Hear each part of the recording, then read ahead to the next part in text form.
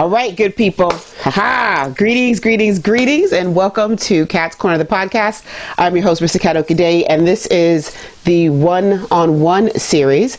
And I'm super excited because we have a live audience sort of tuned into this as well, as we talk to my sister from another mister, like one of the most important people in my life, my bestie, Evelyn Bandoh. Welcome to the show.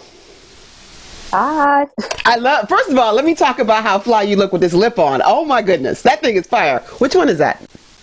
This is the Lip Bar Hot Mama. Okay, so everyone should know that I call Evelyn the lipstick whisperer because she can look at your face and say, these are the lipsticks that you should wear. And all of my lip game is because of her. Without her, I would be in this world not knowing what shade of red to wear. So thank you for that, for your service. So I like to start these off with, how are you feeling today? If I had to give a weather report, I would say,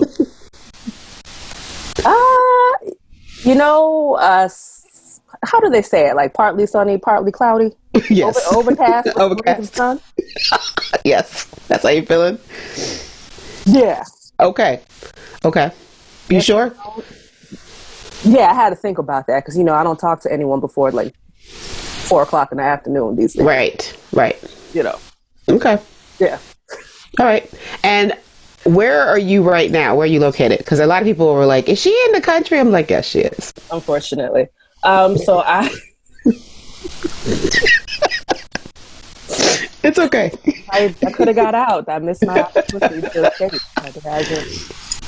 I think about that every day. No, so I'm up at my dad's house in central New York, Syracuse, New York. So contrary to popular belief, just because New York is a blue state doesn't mean that the entire state is a blue state. New York City is the blue area, the Democratic area, and pretty much carries the rest of the state because without New York City, we'd be more like, I don't know, Ohio or some shit like that. So yeah. Okay.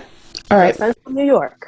Okay. And so I wanted to have this conversation with you because it was important for me to be able to, I'm bringing people in that I know and love, people that I don't know that are doing this really great work. And so I wanted to make sure that we had a conversation because we've been talking offline about what is happening. And we've also been talking about the importance of just maintaining our sanity. So when you look at the landscape right now, because one of the things I love about you is, so Evelyn is brilliant. Like, she has multiple degrees and all of these other things, but she's also has this, what I think is a rather unpopular, but a very important and truthful take on the world. So right now you are in Syracuse, you are watching all of this unfold, you're seeing the commentary. So real quick, whoever isn't muted, could you please mute? Sorry, there's some sort of background feedback and I can't tell if that's from me. It's not on this end, but if there's something in the background, if you could mute, please go ahead and do that. So Evelyn, sorry, as I was saying, what is your take right now? In general, let's see. The overcast part of me wants to say one thing. The sunny part of me wants to say another thing. Well, give us both. So we're fucked, but it'll get better. Okay. Okay. I'm here for it. Okay. There's so many layers and dimensions to this because, so the first thing I'm going to start off saying is that when we look at the landscape around us and we look at ourselves and the people around us, we can tell the core of who we all are by how we're showing up in this particular pandemic, right? So if whatever you're pushing, not pushing, however you're choosing to be, however you're responding, that kind of speaks to what's driving us and what our values are and what's important. Right. When you start looking at the bigger picture of things, the fact that we're not tearing shit up and burning shit down and getting this crazy motherfucker out of office it's fascinating to me. I mean, the French people be protesting when they say you got to work extra 2 hours a week. We're talking about you only have, a teaspoon of brie with your bread, and these folks go march to the street Right. And, you know, they've had pension reforms and they shut down their transportation system. Like, they're just Right. not playing with their way of life. Right. You know, over here, we're in this narcissistic, codependent relationship with this grifter in chief at 1600. And, you know, we'll get on Twitter and express outrage and do all this other stuff. But then what else is happening? Right. And so you have that. And then you have what I call people, you know, in the so-called spiritual community who will spout all sorts of rhetoric and foolishness.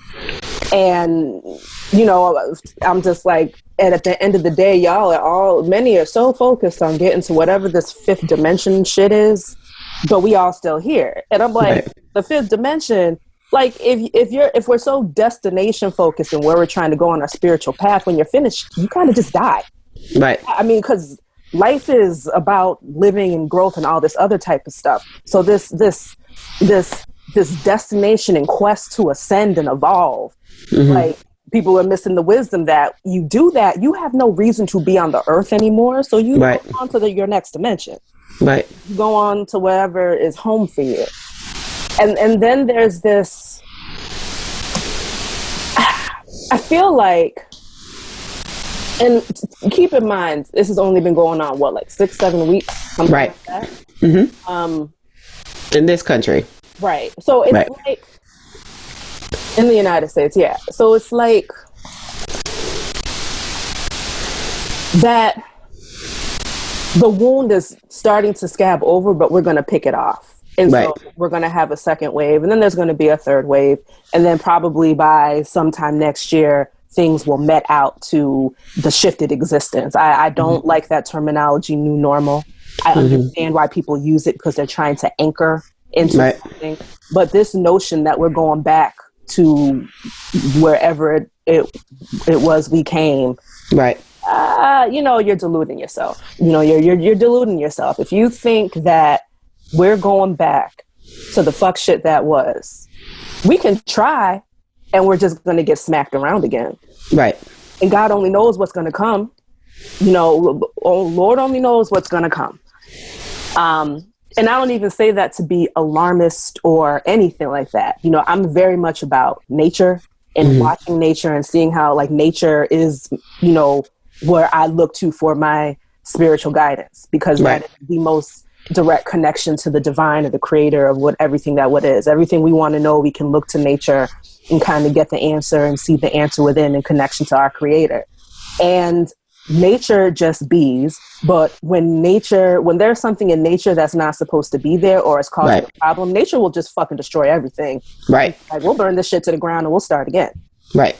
Y'all not that important. You know, I've had people get mad because I said, well, this is a blood sacrifice. They're like, I don't have the bandwidth for this yeah ho stuff or whatever. And I'm just like, but and this was like 3 weeks ago. And I'm just like, 3 weeks later, your president is on the computer machine. He's on Al Gore's internet and Rupert Murdoch's media station telling people to inject fucking Lysol and bleach. And to shine a UV ray on your body or on your blood cells or whatever to get rid of whatever this virus is. Something that if we wash our hands, it doesn't impact us. Something that they tell the sunscreen market is billions of dollars to protect against UV rays. Why are you telling people to use UV light to kill a virus? Like, you just want people to die.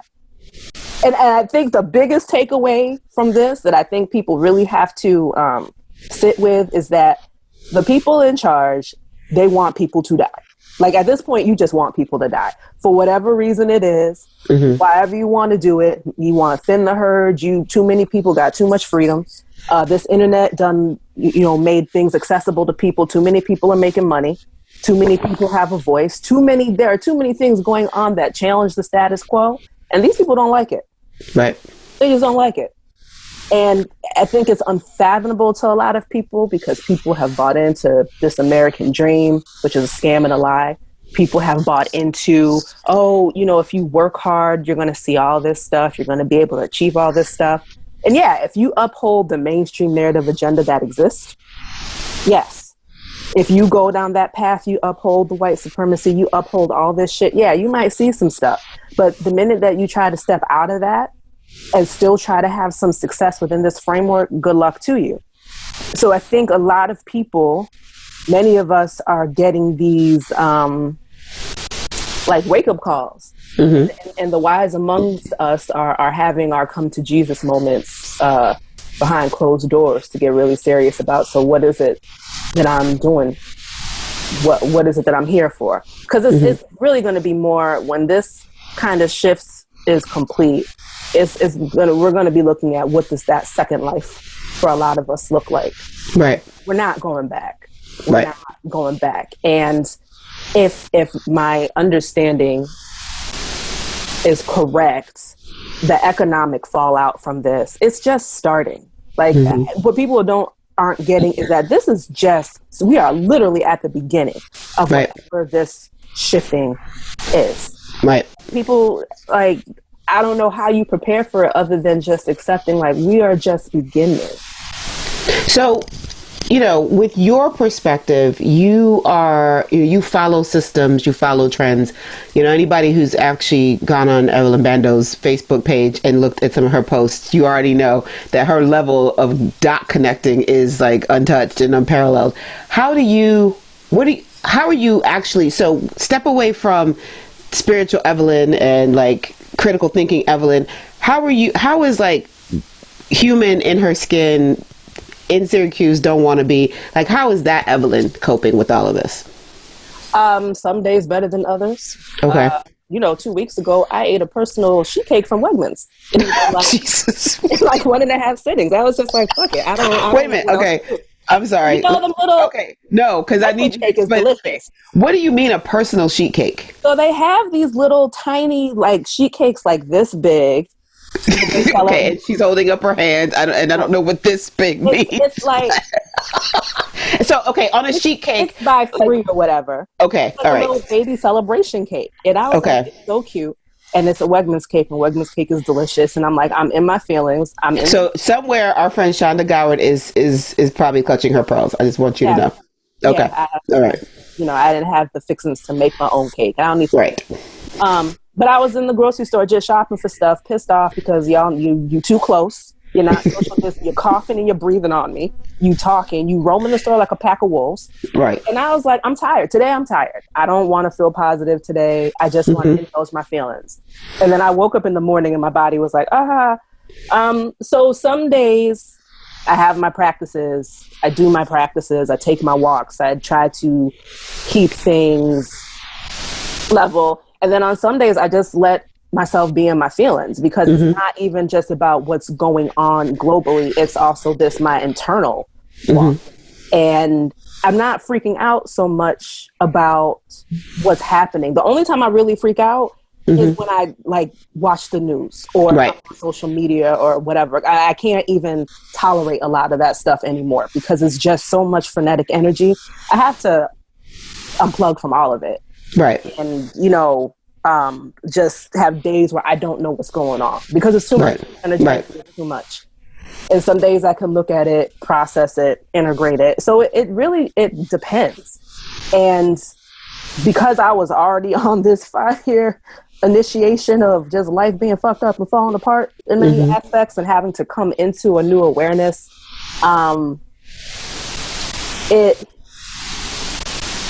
it can be challenging some days, and then some days it can be okay. Right. Some days I'm like, this is happening. Right. And some days I'm like, what the hell is going on? So it's that up and down, and then having to come back into the practices because I can spin out very easily when I start thinking too much about stuff. And then I'm like, let me stop. Let me just stop. It's going to be what it's going to be. Life is going to be what it's going to be. Let me not eat any more sheet cakes or chickens. Okay. and let me take this black seed oil, see if I can back my triflingness. I went and I searched high and low and I found some Irish moss or some sea moss. Make some gel and put it in my smoothies, and I do my sit-ups. I try to have balance. Build and destroy, man. Build and destroy. So, when you think about what's happening right now, one of the things that I always rely on you for is sort of you have a long vision that, and it, even though so I'm going to get a little astrology here, even though we're both Sagittariuses, we're very different Sagittariuses. So I tend to, and being present is hard for me as it is, but your long vision, there's a depth to it that I don't have. And so when I think about, economic systems, when I think about systems in general, I have to go back to, I don't know if you remember, I had a focus group a while, like maybe 10, 12 years ago, when I was working on this project called the Modern Day Market Woman. And the whole concept was that I was looking at the way Black women in my immediate circle were starting to move away from traditional work systems, and were, the whole side hustle phenomenon, but also just how Black women that I knew at the time were expressing the need for these so-called side hustles to become their life. These are women who had varying, levels of education, but had these really strong inclinations. And I had a focus group, and I sat down and asked, it was like 5 of you, a bunch of questions, and I recorded the whole session just because I wanted to get a sense. And then I pulled together a little paper behind it. It's actually quite fun, if I remember correctly. It was a really good day. And you said something all those years ago, and you were like, the system that we know in this country is going to collapse, and it's going to collapse, and we're going to have to find other ways, and bartering, you have to grow your own food. Like, you went on this whole sort of tangent, and everybody was looking at you like, what the hell is she talking about? I, on the other hand, was like, let me take notes, because, sometimes Evelyn be saying stuff, and that stuff be true. And so now here we are, and we're dealing with this massive situation. I agree with you. I do think the systems, first of all, I think anybody trying to establish a normal in what I call now the after, I think that's a waste of time.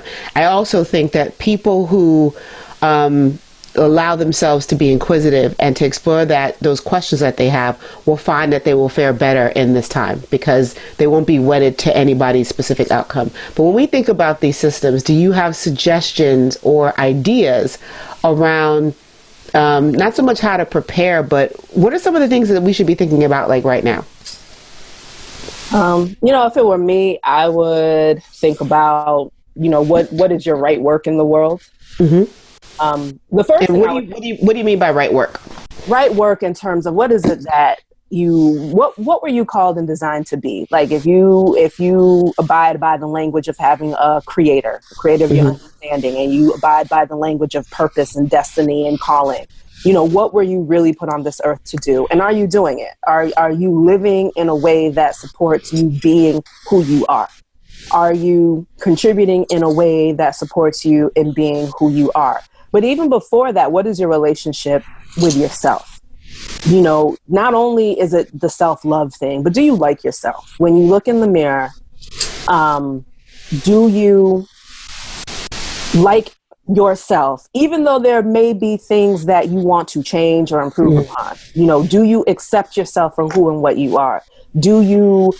Are you self-governed? I don't believe in this notion of being a sovereign being, because we're too interdependent, and we need oxygen, and we need the trees to do the chemical exchange with us. But right. I do believe in this concept of having a sovereign boundary. So right. Do you know where other people end and you begin? Mm-hmm. Do you know how you walk in the world? Do you know who you are? And so if you take away everything, every accumulation, every material thing, and you just are stripped down to your bare essence, do you know who you are? Do you like what you see when you're stripped down to that bare essence? And are you showing up in the world as you're supposed to show up? Because, really, a lot of times the way we move in the world is a function of us, many of us, operating from this place of inadequacy and lack and all these childhood wounds. So we get on this rigmarole of trying to achieve, trying to get things, trying to make shit happen, hustling ourselves to death, grinding ourselves. And if we live in a way, Western life is very unsustainable. Mm-hmm. And that goes from our systems on down to how we function in it. We're like lab rats in a system. So this is, to me, an opportunity to think about, when we talk about getting out of the rat race, it's not so much about leaving a job and creating your own business as it is this energetic rat race of, what can I leave behind that keeps me from being at peace? Right. What do I leave behind that keeps me from feeling joy? what do I leave behind that says that my existence only matters by what I'm producing? Because that's where all our fucking stress comes from. Trying to be successful in a system that only has room, quote unquote, for so many people at the top, because it is a triangle. Right. It is a triangle. And a lot of us who went and got the degrees and the education and doing all this stuff, we're in the middle, whether we're the bottom middle, or top middle. So if it were me, I'm like, what's the baggage I can put down so I can have some peace? Right. Because at the end of the day, everything that we do, some people say it's legacy. Yeah, it's more ego. But a lot of it is we want to be fulfilled. We want to have joy. We want to have peace. And that would really do a lot for our stress levels and our chronic disease levels and our overall happiness levels. Really like sit down and look at yourself. And that is what people are very nervous and fearful to do. Right. Because when that starts to happen, you start realizing like, oh, these are all the ways that I've been living a lie. Right. And that's also because, we're really hard on ourselves. Right. And we're trying to perform success. Right. So I think this is really a time like come back to what it is to be yourself. And that's the best way I can explain it. So that's the one thing. And then when you're starting to do this work, releasing, shifting, having the courage to make space. If you're in a job and you don't like that shit, what are other opportunities for you? Because most likely if you're in a job you don't like, you're taking space from someone who actually might want to be in that job and who could do a better job than you. Right. And the same thing, round and round and round we go. It's an opportunity for us to just come to a place of peace and fulfillment. And that's the long, long vision. And coming into having a relationship with enough. Because if you feel like you have enough, you don't have to over consume. You don't have to accumulate to the point that you're scared of losing what you got. Right. And then the practical things like right now is for as long as we have a cash system, do what you can to hold on to some cash. Okay. Because we don't know. There's a lot of uncertainty everywhere. And that is what's making us all feel somewhat unstable and just not sure and topsy-turvy. Conserve your cash. Like we all, people more Facebook ads with the online shopping and everyone's doing 40% off and 60% off and all this other type of stuff. And okay, if you got the stuff to float, do it. If you can put your money towards a small business, a micro business, whatever, to keep those micro economies going, go forth and do it. But let's be also mindful of, do we really need to buy this thing or are we just trying to feel better? And either way, it's okay. At the end of the day, it's what it is. Just be honest with yourself and hold on to your cash, because if you're trying to get through these unemployment systems or these small business systems, whatever, it's a shit show. It's going to take a while. We're probably not going to see the things the way that we want to see them. After this phase that we're in right now, it's not loosening up until probably July. So do what you can. If you know what stresses you out, do what you can now to mitigate that stuff. If you know not having money stresses you out, then do what you can to have what you need. If you know that news and all this other stuff stresses you out, create your boundaries. Get your boundaries up. Right. Okay. So I wanted to go back because you said a lot of things and it's resonating with the folks that are that are part of the live audience. So a question from Adama was, how do we, so you, for those of us that know you, you have lived in a lot of places and you often in our conversations refer to the U.S. as a ghetto, the entire country. How do you, when you think about where you've lived in the past, compared to what's happening now, what are the things that you're seeing that are different, or what are the things that you're seeing that kind of stand out to you in terms of your comparison of having lived outside the U.S.? So Asia is interesting. I think If I lived in other countries, the capitalism would have been there, but I was in Thailand a lot of the time. And the culture is very sabai, but they also have the last monarch type of situation, right? So there's this conditioning and culture around the patriarchal father figure taking care of all his children. Right. And not the current king, but this current king's father was so beloved. He was so beloved to the point you talk ill about that family, you go into jail. Like, right. But he was very much about his people and about leadership and about all of this stuff. So there's this concept in Thailand called sabai, which in our, translation is it's all good. So they're not stressing out about stuff. Right. They're very, and probably because it's a Buddhist country, it's very present focused, right?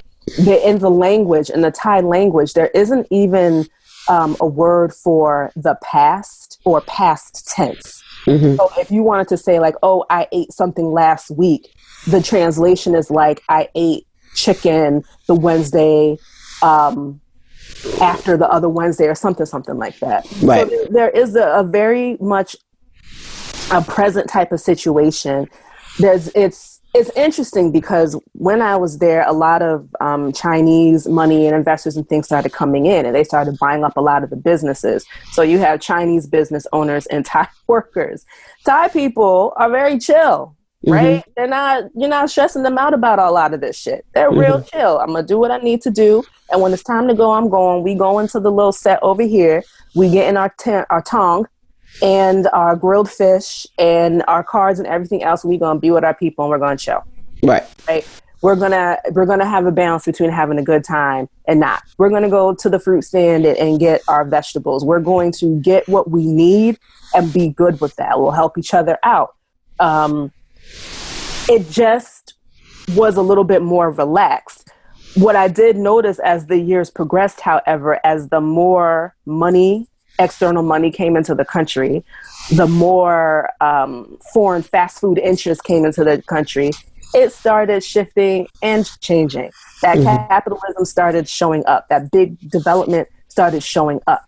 That Instagram culture started showing up and changing how public spaces were built.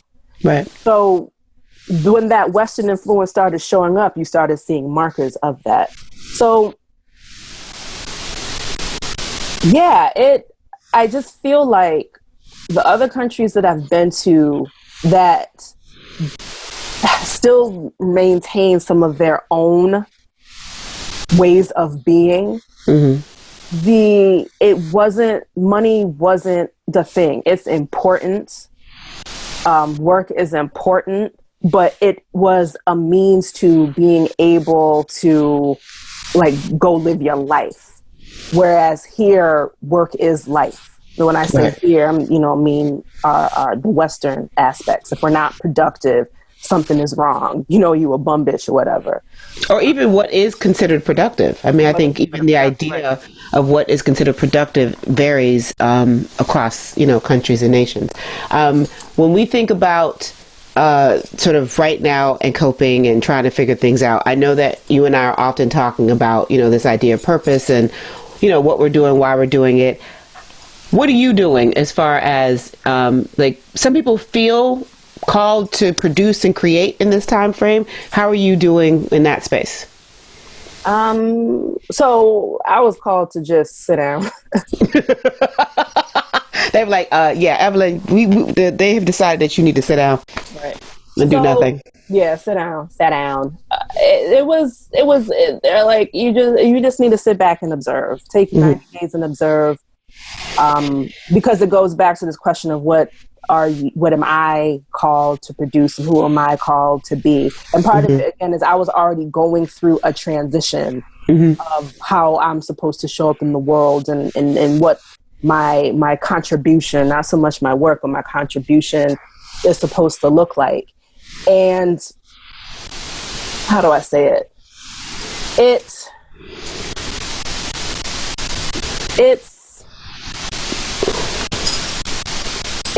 really about not being intentional, not to add to the noise, and being intentional about not all these tips and tricks and all that other stuff, because nobody knows. None of us knows, right? There are some things that are better suited for the present time, like, how to de-stress, how to relax, how to be present, how to be still, right? Do I really need to be adding to all of that? And I was like, it's not necessary. I think one of the best skills that we can have is to know when to hold, when to fold. When is your voice necessary? And when do you got to retreat and just kind of get clear within yourself so that you present your clearest, most aligned, most helpful version and vision of yourself. And I did not want to get into the space of trying to make money in a pandemic. Right. Because that's a very different energy than when we're creating and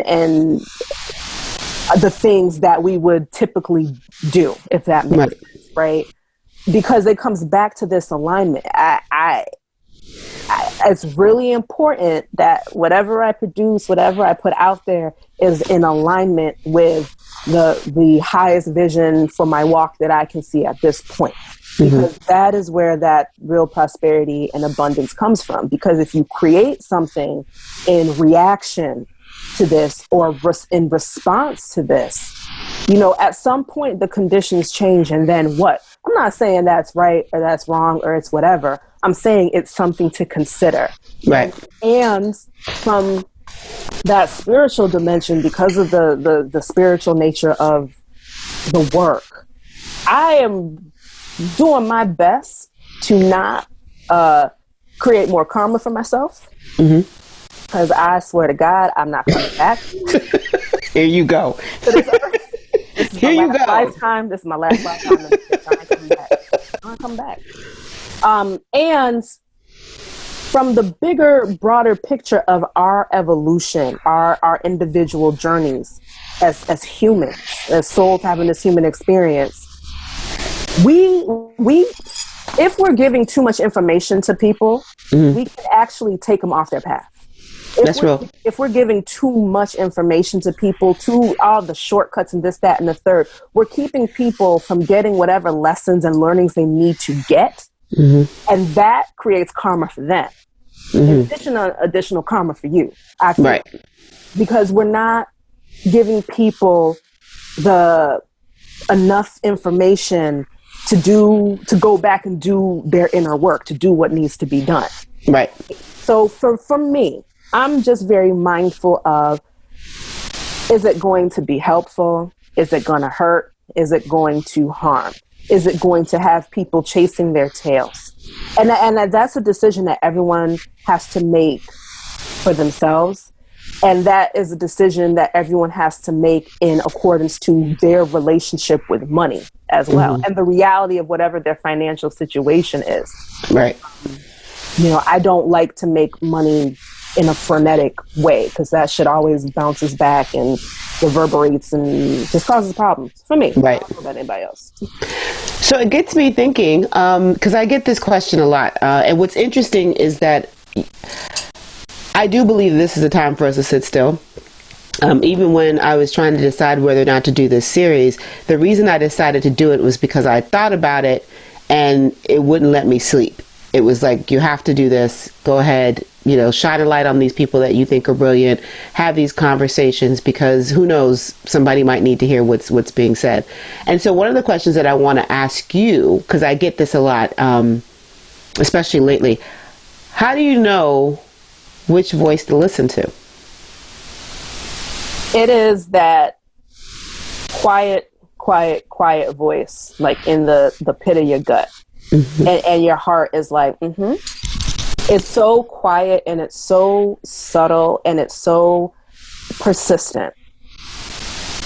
The voice that's like in your ear, that's kind of like a speakerphone or the billowing thing. You might want to muscle test that a little bit. But for me, it is this really persistent, quiet voice. And here's the thing. The voice will have been telling you certain things to do or paths to take even before this pandemic. You understand what I'm saying? Right. It would have been talking to you or whispering to you or having these feelings or these nudges. And in your stillness or in the not as frenetic pace, maybe you can hear it more. But it just resonates as your truth, right? It's one of those things, if I don't do it, will I regret it? Is it going to interrupt my sleep? Is it going to make me feel like did I miss an opportunity or something like that? But that also requires you to have really honest relationship with yourself, because a lot of things can present themselves as it's an opportunity of a lifetime. And the question I like to ask myself is, if I did, would I still do this if I didn't have a captive audience? Right. And again, it's different for everybody. It's gonna be what it's gonna be. You just gotta do it and see what happens. But also, if you take the chance to be still and to just let what needs to make itself present become present, you are going to hear and see and be nudged in a direction that makes sense. But if your ideas are coming from you're scrolling or you're looking or you're getting all this external input and you're like, oh, this is a hole, I should do this. Right. Oh, this is a need. People need this. And it's coming from external input, then maybe it's an opportunity to then take it within and see if it still met and see if it still tests.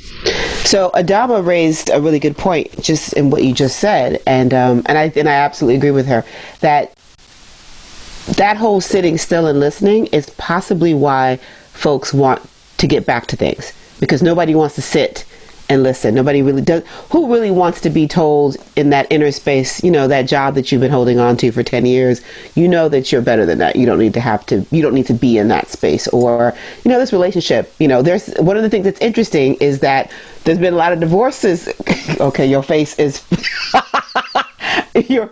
meme worthy. There's been a lot of people say after this pandemic is done, you and me, we ain't gonna be together no more.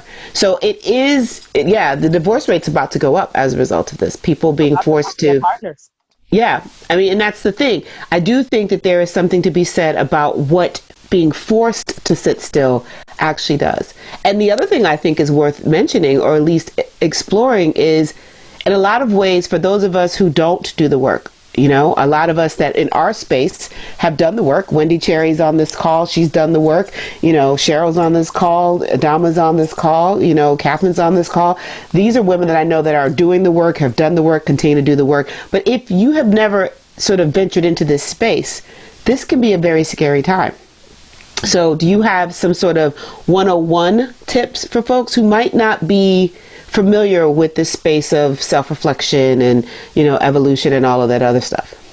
Get a journal and start writing. Okay. Get a journal and start writing. The best thing, above anything else, get a journal, start writing your feelings, putting everything out. And when it even comes to meditation, a lot of what we call meditation is actually contemplation. That meditation that in that samsara state is where you're literally one. And you're not thinking anything, you're not using any mantras, you're not doing anything. You're just at one with all of creation. So a lot of this is contemplation. Sit with a journal and just start writing what's coming through. And then go back and read it a week later and keep doing that. And just all the questions that you have about your life, put it in a journal and then start writing what comes up in response to that, right? As much... And I say this because that journal can be a container for whatever feelings are coming up. There are a lot of great resources for, I think a lot of people are doing like online therapists right now, online counselors. If you are employed, if your job has a decent benefit system, they have something called employer assisted programs. And within that, there's counseling. Get a counselor. If you have never had to do inner self inquiry, if you have never asked yourself questions, if you've never just sat down and been with yourself, or you've been with yourself and you didn't like that little dragon and you got back up, right? You don't do this alone. Right. Right. That's the key. You don't do it alone. And you don't do it alone in a pandemic when you already have to isolate, and then you got all these other responsibilities if you have family, if you have kids, and all this other type of stuff. Get yourself a journal, start writing, and also get yourself a counselor or a therapist or a wise spiritual practitioner, to be in community with.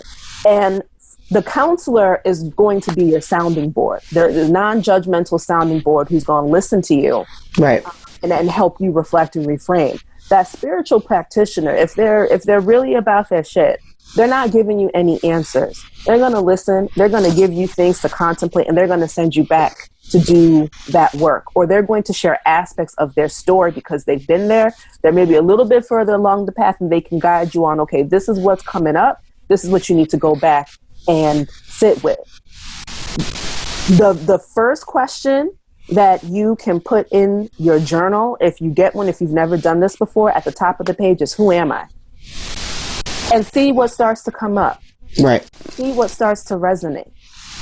And then there's this one book by this author that is a gentle entree into this self-exploration, and it's called You Can Heal Your Life by Louise Hay. There are so many great books that I could recommend, but I like this one because this shit is very gentle, and it gives you permission to actually feel what you feel. No one needs that permission, but the way that it's written, the way that it kicks off stuff is really important. Because other books go deeper into the fray. Now, if you've been like fighting yourself, changes have come in, you're fighting yourself, you can go a little harder in the paint. Right. Most people, because they're just waking up from the illusion, waking up from the delusion that was the westernized existence, right? And so people are foggy-headed. Get your journal and start just writing your feelings about what's happening, what's going on, that you're confused. And then from there, things are going to naturally open up, and get that counseling help or that spiritual guidance help to create a container for you to process it. Yeah. So I think this is also a good point in the conversation to just put out a little warning, because so there's the actual, this is what's happening, pandemic, COVID, people are stuck indoors. There has been a huge uptick. I have had to talk myself out of plenty of online shopping because I'm bored. And so I've had to, and I remember there was a point where I wanted to do something and I was like, Evelyn said to keep your cash. So I was like, okay. So I stopped. I moved back. But I've also been very cognizant of supporting small businesses because I really want to make sure that those don't disappear as a result of this, and especially the bad management of the government when it comes to the whole small business bailout. But there's also the other side of this. One of my sisters, I was checking in on her. I'd made a tea blend for the entire family that was antiviral, and I'd, put everything together, went to everybody's house, dropped stuff off, just told people, just drink this tea. It's going to be fortifying. It's going to be helpful. One of my, I'm a professional auntie. I got 6 nieces and nephews in one family, and I just wanted to make sure that they were good. And so I was talking to my sister-in-law, and she was saying that, she's like, I think I made myself sick. I said, well, what exactly did you do? So, her mom had gone on and saw colloidal silver and black seed oil and da-da-da. And so she bought like a whole bank load of all of these supplements. And I was like, okay, I'm going to need you to just take a step back and just take a break, because you've overdone it and you're making yourself sick. So the other side of this is an herbalist, is someone who believes in the power of supplements and all of that. We also have to be careful in that space, because when we talk about people coming into their own, this whole idea of self evaluation, there are some tricksters out here who are marauding and parading and offering up feel good remedies, instant, evolution, instant gratification around who you become. And so I would love for you to give a little bit of insight on just what to look out for. Because if you've never done this work, if you are just starting this work, or if you've had some really bad experiences, it might be hard for you to trust. And the reality is that even in this space, like you and I talk all the time. So we mirror each other, we hold each other accountable. If you don't have, like, this kind of work requires accountability. It requires a permission from other people to check you if you are doing the damn most. And sometimes you get so caught up in the performative aspect of spirituality that you actually forget to do the work. So Evelyn is rolling her eyes for those that are listening to the audio. She's shaking her head and rolling her eyes. So I would love for you to share your thoughts. And we could spend hours talking about tricksters and fraudsters, but what are some of the things that, if you aren't really in touch with that part of you yet, that understands like, this is my lie detector, what are ways that people can sort of avoid these challenging aspects of because this world is pretty much a free-for-all once you move away from sort of organized religion, because we know the pitfalls there and all the other things. You can tell which churches are on the up and up, which pastors are whatever. But when we move into the space of quote unquote spirituality, it's hella esoteric. And there's a lot of people out here with ankhs and peacock feathers and mirrors and incense. And so how do we safeguard ourselves so that our process is actually, one that actually happens as opposed to get stalled? Right. So the first thing I'm going to say is that when you start on your journey, you are going to get taken. You're going to be run about a bit. And that's a part of the lesson and the learning to develop your GPS on what's true and what's not true. Right. So how you do this without having it be mortal harm. The first thing is, if someone is promising you the answers, they can tell you what's wrong. They can tell you how to fix it. They can tell you how to live your life. They can tell you what your purpose are. You need to run like hell. Nobody can tell you. That is your work to do. If you are coming across a teacher who is not teaching you through demonstration, who is not teaching you to go get your own answers, kindly turn away and go to the other side. A true teacher who is working on behalf of spirit is going to tell you, you need to go get your own stuff. You need to clear what's in the way for you to go and figure out your walk, because it is yours. I cannot tell you it is irresponsible. Will take you off of your path. It will take you further away from yourself. I don't have your answers, and I'm not going to be responsible for your answers. Because that responsibility, a wise teacher knows it's not their responsibility to take responsibility for other people's path. Number one. So the big thing is, if you don't have access to people who have been doing this work and you cannot ask for some type of referral or recommendation, you need to get a clinical licensed counselor and start there, because that's going to open you up to other possibilities, other realms. Okay. Because there are a lot of counselors who also do and present in a what's the word I'm looking for, in a holistic manner that holds both the scientific and the clinical and the spiritual esoteric, and they have a balance, and they also have ethics that they have to ascribe to, right? So if you don't know, if it's brand new, if you're surrounded by people who are more into religion and all that other type of stuff, and you're solo on this path, start there. Interview your counselors, find your counseling people, because that's going to open your energy up, and your energy is going to help call in those people resources that you need. If you have friends who have been doing their work, and you're always wondering what is it they got that I don't, talk to them, ask them about their journey, about their path, about who is helping to support them, if anything. What resources do they have? Ask your community, ask your people about what spiritual practitioners do you trust. Because let me tell you, the spiritual practitioners that I use, and I'm just running through, they're not on Instagram. Or if they are, they're not in that capacity of, rah, rah, rah, ray, ray, ray, right? They're very much of that ancient mystic tradition of when the student is ready, the teacher will appear. You just find and you show up, and it's word of mouth or whatever it is, and their practices are still robust because their work is the testimony, right?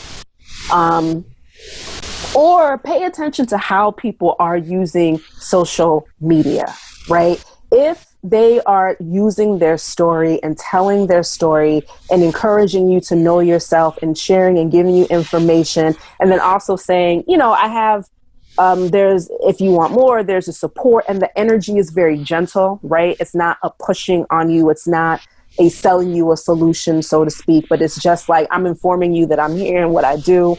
And you check out their stuff and you resonate with it at a deep level, go on, check them out, maybe support them, and see what's possible.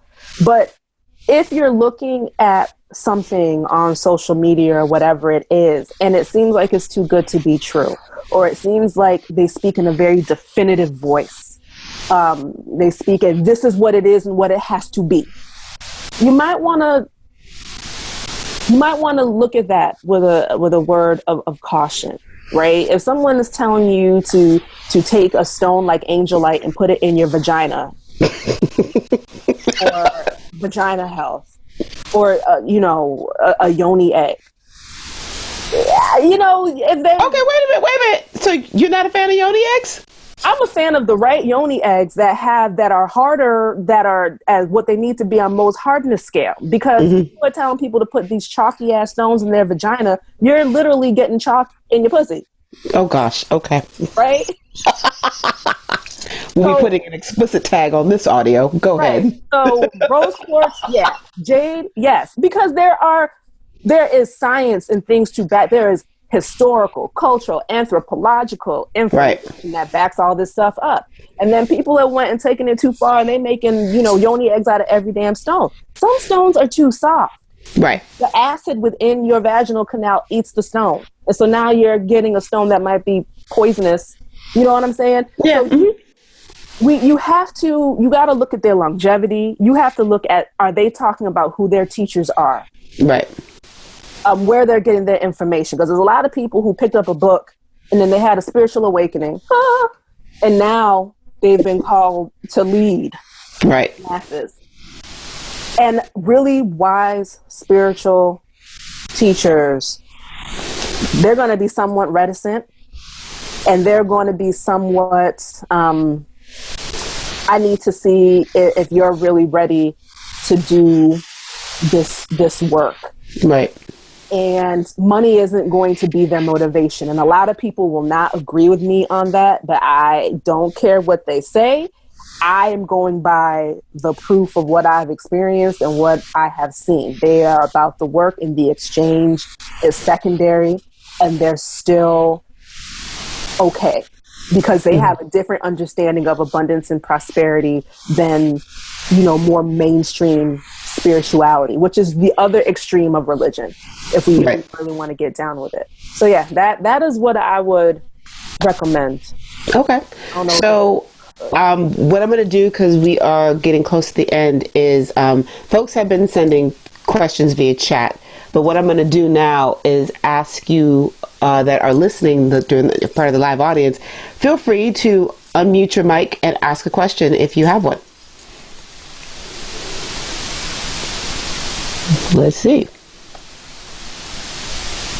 Yes, no questions. We good? Oh, wait, okay. Yes, I see some people unmuting. Go for it. I have a question. I have more of like a conversation. Yeah.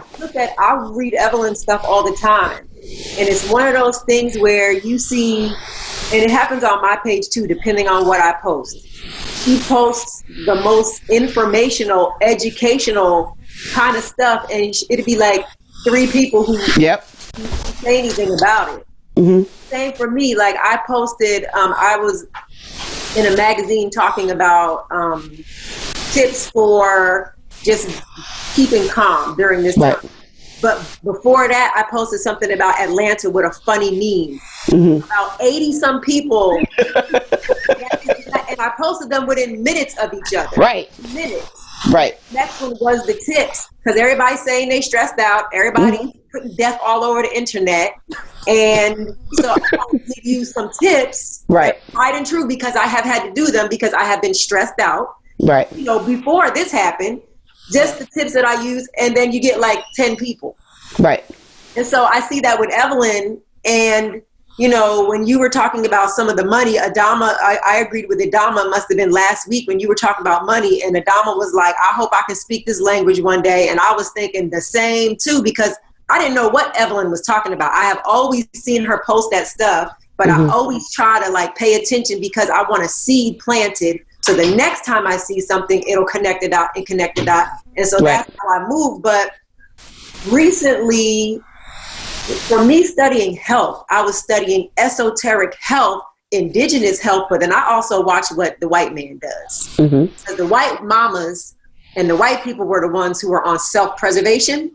They were the ones who were going organic. They were the ones who were fighting against Wi-Fi. They were the ones, that was the community. So I was following them for many years. I was keeping my eye on both. So now the same people that I've been following for like the last 7 or 8 years, now they're talking about money.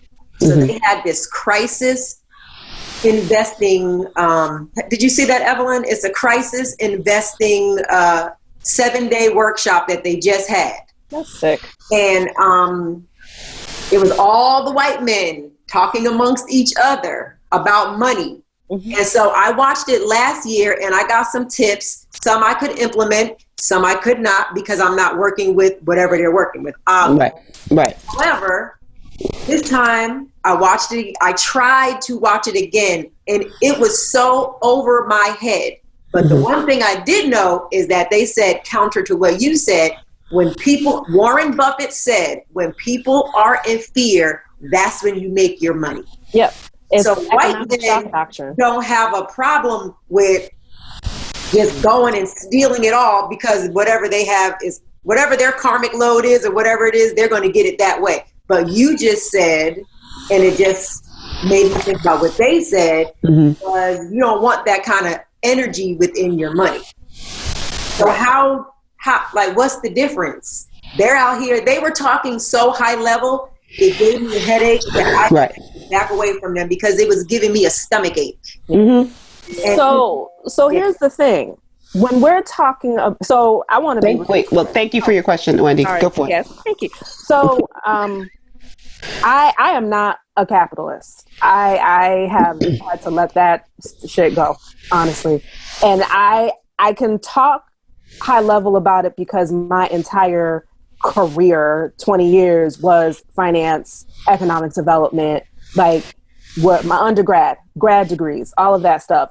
Oftentimes in my economics program in undergrad, I was one of 2 black girls in the major. Me and another chick who I need to find. So, and the Wall Street and all this other type of stuff. Capitalism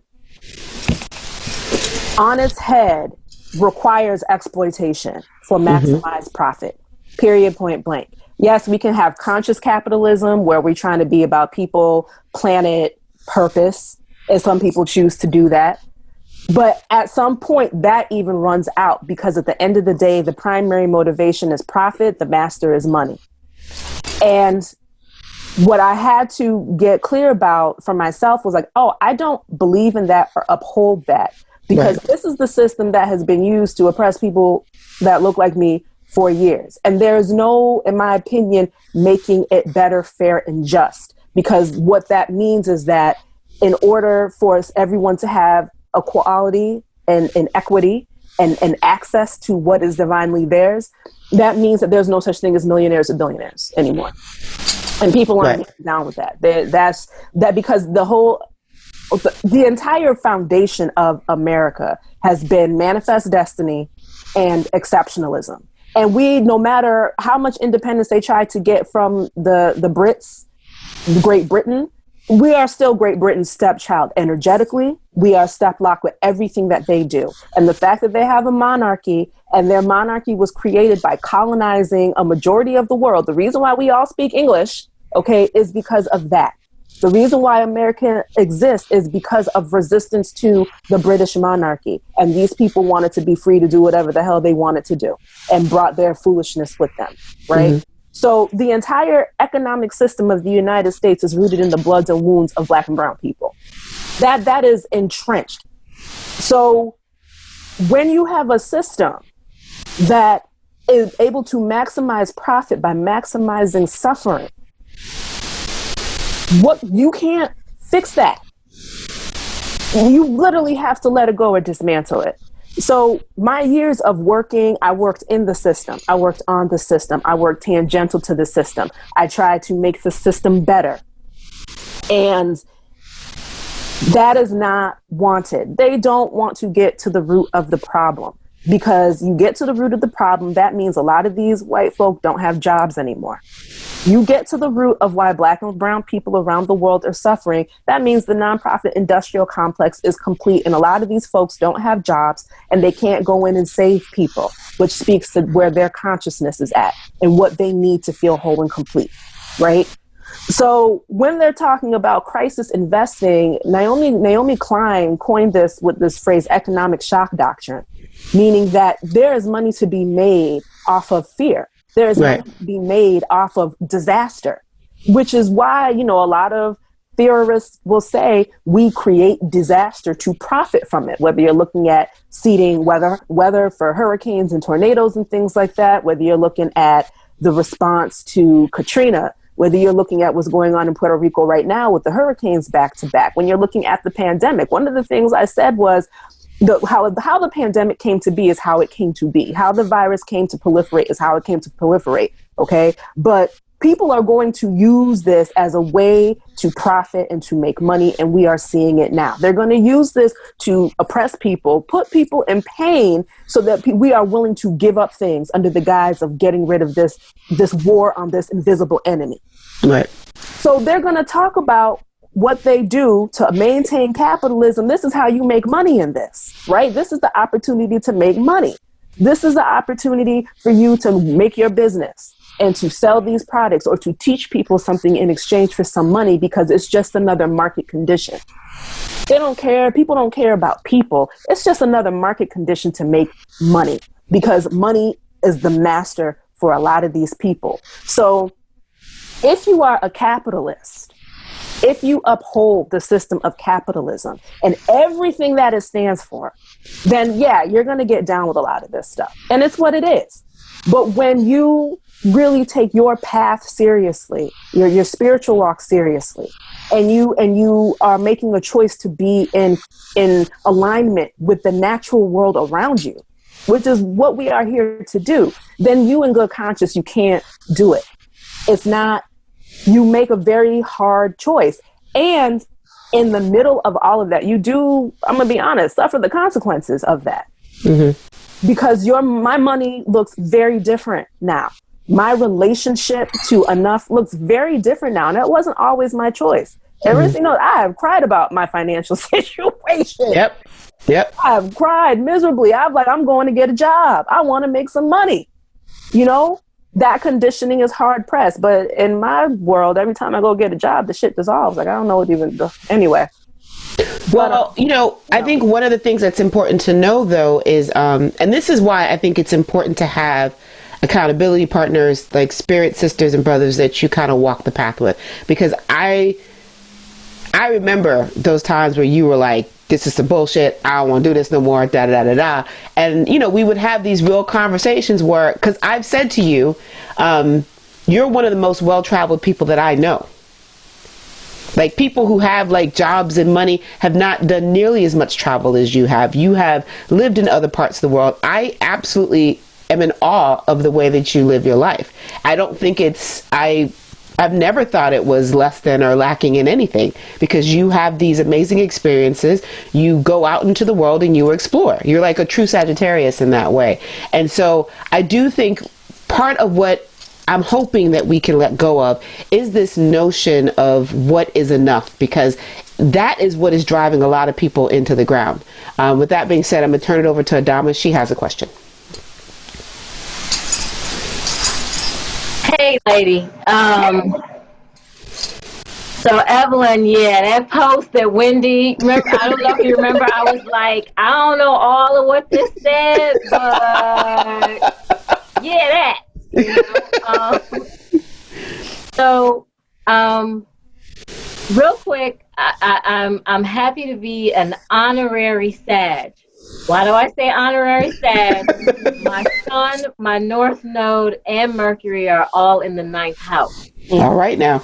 Right. Okay. So that's where all my Sag energy and esoteric wanting to go beyond the stars, that comes from. But the Taurus Sun right here is like concrete next steps. Right. And so, but I can balance them. I heard you on the we're still waiting for the dust to clear. The particles are still in the air, right? Also, I am an avowed, definitely, I believe in cooperatives, and building worker-owned cooperatives. So the world that I want to live in, I'm trying to figure out where that is, or where to go, start building it, or I'm trying to figure out, okay, wait a minute, let me say this. That is not above 2 degrees parallel. Longitude. I'm done with the cold. I need to go south. Right. But seriously, I'm really done with capitalism. This has been a thought for a long, long time. And so for me, I guess I'm just asking you to open and vision for us. What do you see for those who are like, yeah, I'm out, as far as capitalism, as far as the way this society is set up? Those that are willing to be like, I'll give up my house, I'll give up my apartment, I'll give up my car. I'm just ready to peace out and go in a location or a couple of locations where we can have the life we really want to live. Right. Could you speak to that? Sure. So the first thing I would... Thanks for the question, Adama. Yeah. The first thing I would encourage is for people to get clear about their why. One of the things I've had to come to a reckoning with, because this is all a reckoning, is I can disavow capitalism, but that is still the pervasive system on the planet, so I'm still in it. And I'm gonna be tangentially in it until it no longer exists. So Right. how do I meet each moment with integrity? And that comes back to understanding my relationship with what is enough, and my guiding principle around abundance, which is abundance isn't accumulated, it's lived. And from there, when I have these grounded principles, or when I kind of know my relationship to money, then I can make decisions about how I'm utilizing money, how I'm spending money, how I'm earning it. And, I say I'm out. When the dust settles and all this stuff clears and I have the ability, I'm going to be, on someone's rock somewhere with the sun and the water, be with my people, and y'all can come visit. And so what it looks like, your vision is, what does that look like for you and yours? And it's hard to come up with the collective vision because enough of the collective isn't there yet. And the collective vision is what we co-create together. Not one person holds all the vision. So we can't come to that yet because not enough of us are there. What we can come to is, how was I supposed to live in the first place? If I didn't get caught up in all this stuff, how was I meant to live? How do I want to live now? If someone's thinking about, I want to start a farm. Okay, what are the tangible steps to start doing that? And where does that need to be? If you're saying, okay, I want to create a situation where we all live together in community and we trade amongst one another, how does that look and who's ready to do that? So we have to start where we're at and get very clear about our vision, do our part to make sure that we're living the values that will uphold the vision. And then we start finding or calling in our like-souled and actions people to help us bring that vision into fruition. And it's big and it's amorphous and it is unclear and we don't know what we're dealing with and when we'll be able to deal with things. But that if we're looking at what is a tangible first step, let's get clear about who we are and what we are supposed to be contributing to this earth in this particular lifestyle. I'm what I'm feeling, what I'm experiencing is that the clearer we get about stepping into who we were designed and called to be, when we get that, all the other things start to fall into place in terms of how we show up and how we live, because everything we do has to be in support of that. And so it's less about, I'm going to go do all these things so one day I can have enough money to, live the way I want to live, to now being intentional about, let me get clear about how I want to live. And then the thing that we don't like to talk about is on our way to living life as we want to live, the dismantling that comes prior to that, and the loss, quite frankly, that comes prior to that.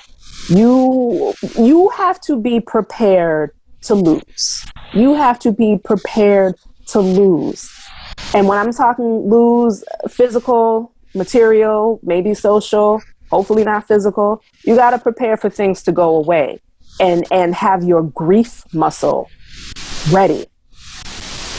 And if you're saying, I want to live this way, anything that is not in accordance to what the next vision is, the next iteration of your current life is going to fall away, is going to go away. Don't be like hard ass Evelyn, who cried throughout the whole thing and was miserable throughout the whole thing and judged herself very harshly because she thought she was failing and doing all these things wrong. And only now is realizing like, oh, okay, it all just had to go away because I didn't believe in it in the first place. So I think the blessing, and that I don't even like to use that word, but the light, the glimmer of light with what's happening right now is that loss is about to become, unfortunately, more mainstream. And it's not going to be something that happens to you because you did something wrong.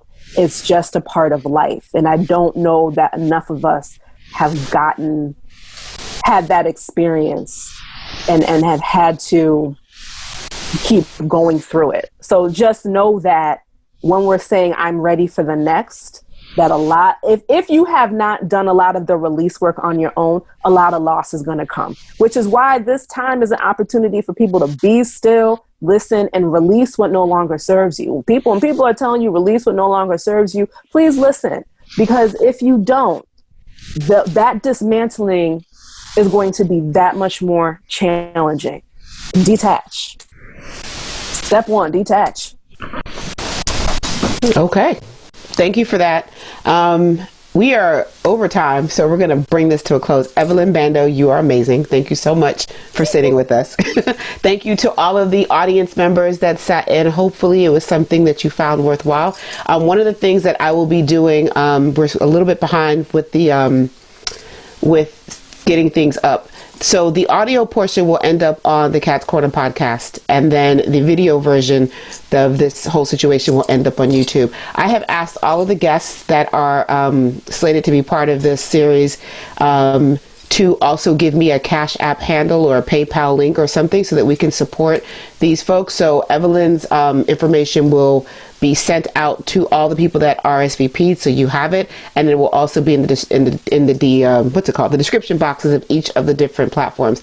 I will ask that if you thought this was worthwhile when we actually get everything up on these platforms, please share with your audiences. The goal of this is just to give people as many different perspectives as possible so that folks don't feel like they're alone, and so that we don't create this one narrative about what should be happening at this point. I appreciate you all. Thank you so much to Catherine, who's been assisting me and helping me to make this possible. You all rock. And until next time, this is the end of this particular podcast. I'm going to sign off there because this culture ain't going to make itself. Next week, we have 2 really dope guests, and I'll be posting those up this week so you can take a look at them and you can RSVP. Thank you all. I appreciate you. Have a great day.